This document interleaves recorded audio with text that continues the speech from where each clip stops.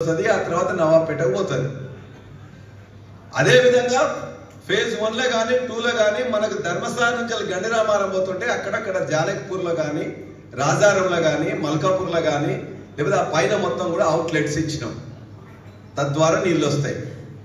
ఈ మాత్రం జ్ఞానం లేని ఇక్కడ ఉన్న ఎమ్మెల్యే గండిరామారంకి వచ్చి డ్రామా చేసి మీకేదో నీళ్ళు వేస్తున్నా అంటాడు. దేవన్నపేట పోయి డ్రామా చేస్తే నేను చెప్పిన కనీసం మెంచోడోడు వస్తే నీళ్లు మోటార్లు ఆన్ చేస్తాయి, కానీ ఈ తాశిలోడు వస్తే మోటార్లు ఆన్ అవుతాయా? ఆన్ అవుతాయా?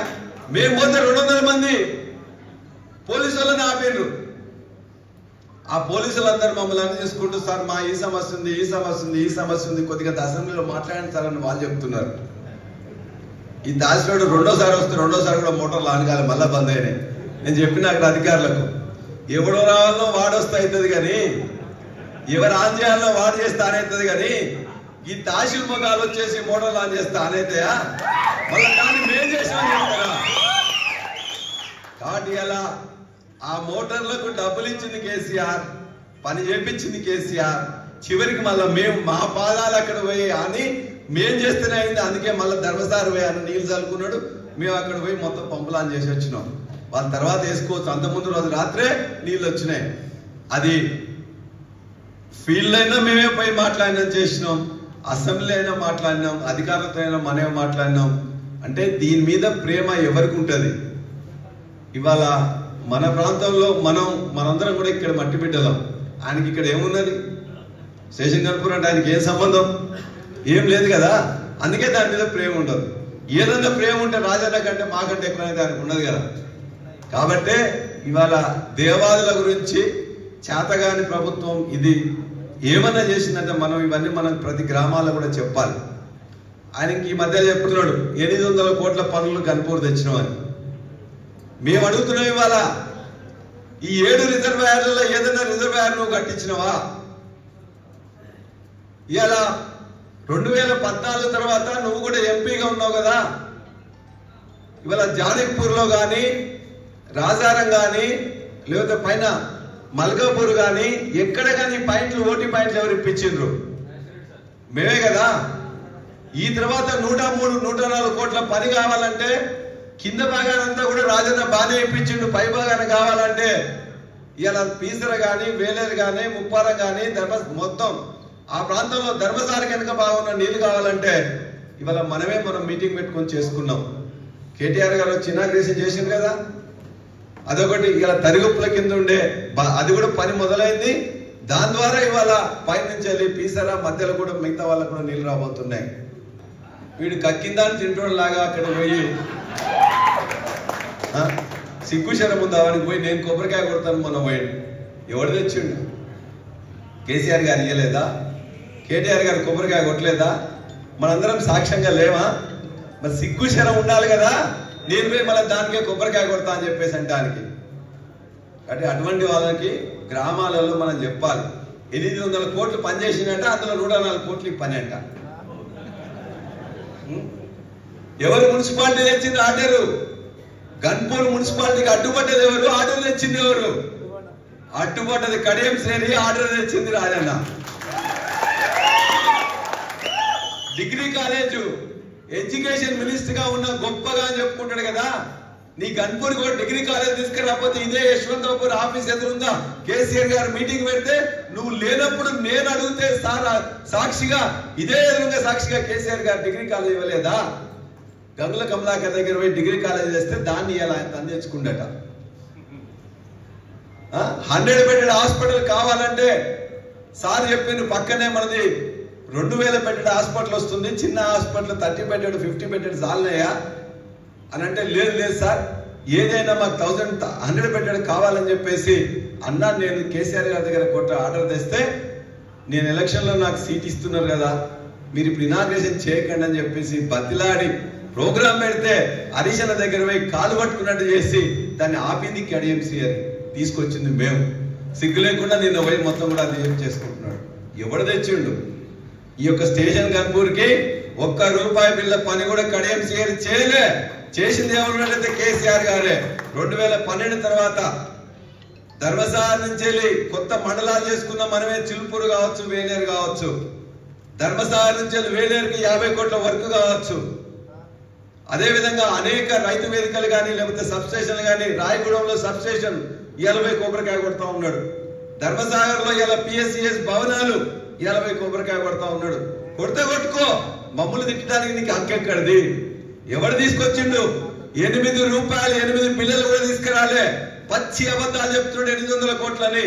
ఇవాళ ఇచ్చిన డిగ్రీ కాలేజ్ కావచ్చు, మున్సిపాలిటీ కావచ్చు, 100 బెడెడ్ హాస్పిటల్ కావచ్చు, నస్కెల్ యొక్క లిఫ్ట్ ఇరిగేషన్ కావచ్చు, చిల్పూర్కి వచ్చే లిఫ్ట్ ఇరిగేషన్ కావచ్చు, వేలేరుకి వచ్చే లిఫ్ట్ ఇరిగేషన్ కావచ్చు, నవాపేట లైనింగ్ కావచ్చు, ఇవన్నీ పనులకు ఆర్డర్లు ఇచ్చింది, డబ్బులు ఇచ్చింది, సాంక్షన్ చేసింది కేసీఆర్ గారు ప్రభుత్వం. ఇవాళ నేను వచ్చినని చెప్పేసి మొన్నగా మాట్లాడుతున్నాడు బిడ్డ. ఇక్కడున్న ప్రజలందరికీ తెలుసు, కర్రు కాల్చి వాత పెట్టడానికి సిద్ధంగా ఉన్నారు. ఆర్డర్ ఎప్పుడు వస్తుందా, ఉప ఎన్నిక ఎప్పుడు వస్తుందా, మళ్ళా గన్పూర్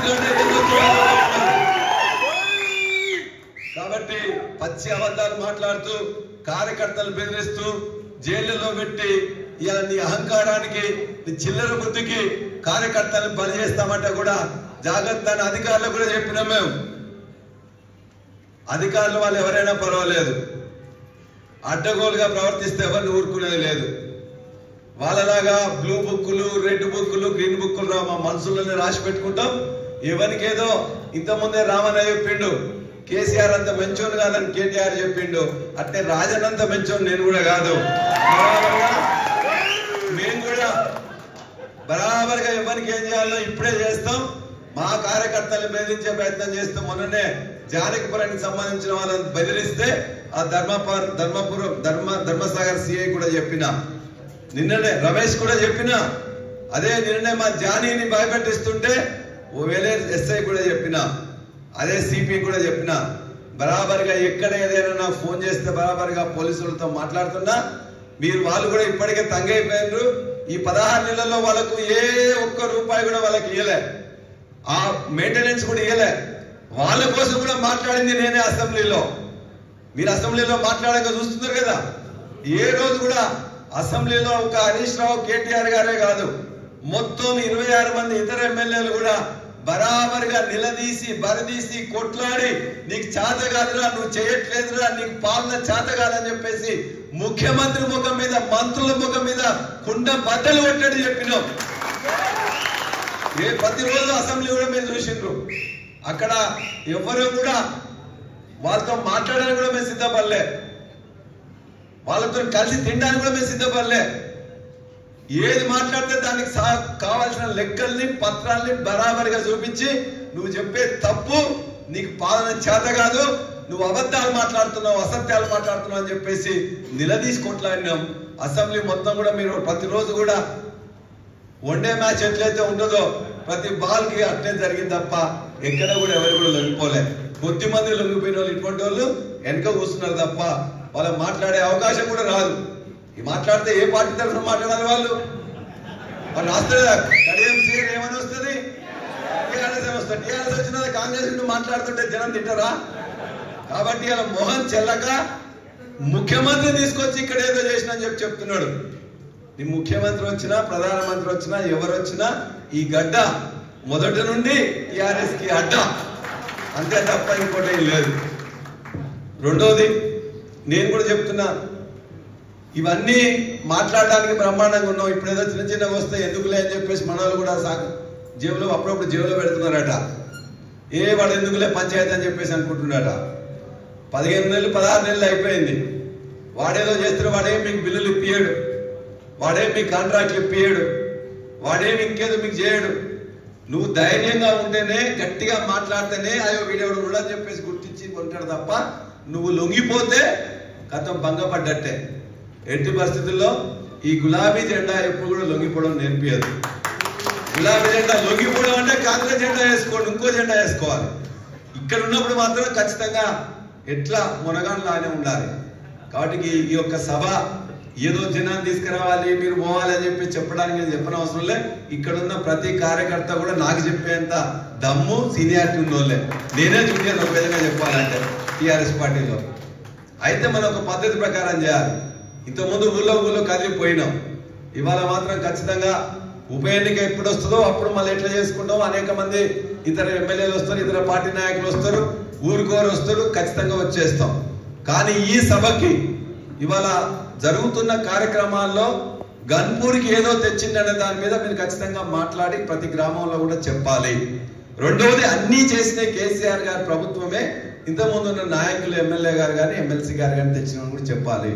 మూడవది, ఏదైనా కేసులు కానీ ఇంకోటి ఏదైనా ఉన్నట్లయితే నీ కేసులకు ఎవరు భయపడుతున్నారా, పోదాం పా అని చెప్పేసి అక్కడున్న ఎస్ఐ కానీ సిఐ కానీ ఎంఆర్ఓ కానీ ఆర్టీఓ కానీ ఎవరికైనా బరాబరిగా గట్టిగా నిలదీసి మాట్లాడండి.